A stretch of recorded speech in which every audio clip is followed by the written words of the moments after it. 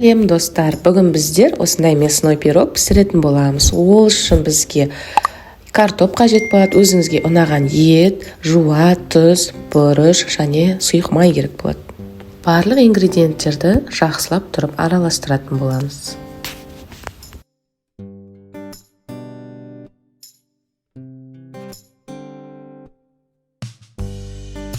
Келесі қамыр үшін ұн, сары май ерітілген, айран, тұз және сода керек болады.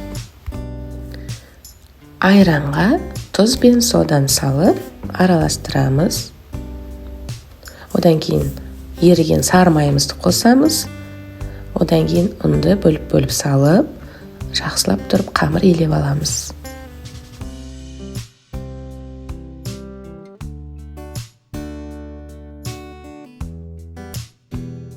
Қолға жабыспайтын күшті эластичный қамыр дайын болады бізде. Өте жұмсақ. Қамырымызды екіге бөлеміз. Үстіне жұқалау қылып, астына қалыңдау қылып аламыз. Және екі бөлікке бөліп, екі зуала дайындап аламыз. Көмегімен басып жібереміз. Одан кейін чуть-чуть ұн сеуіп, оқтаумен илеп аламыз.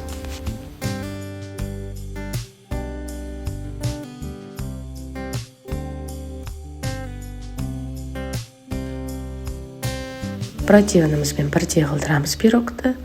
Круглый қылып жасасаңыз да болады, төртбұрышты қылдырып жасасаңыз да болады, өзіңіздің ұнағанына қарай. Мен осы жолы төртбұрышты қылдырып жасадым. Пергаменттің үстіне барынша төртбұрышты қылдырып оқтаумен илеуге тырыстым. Енді начинкасын саламыз.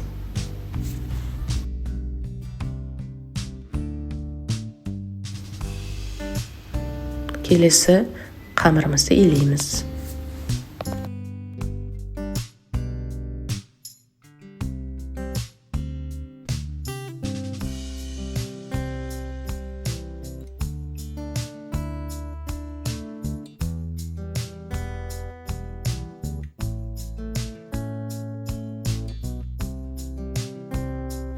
Осылай бетінен кесіп шығамыз.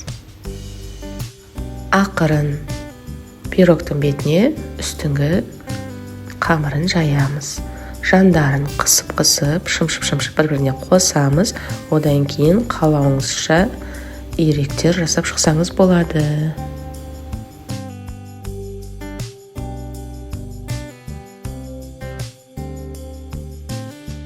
Бетіне жұмыртқаның сарыуызын жақсаңыз болады. Бұл жерде мен полный бір жұмыртқаны араластырып жағып шықтым.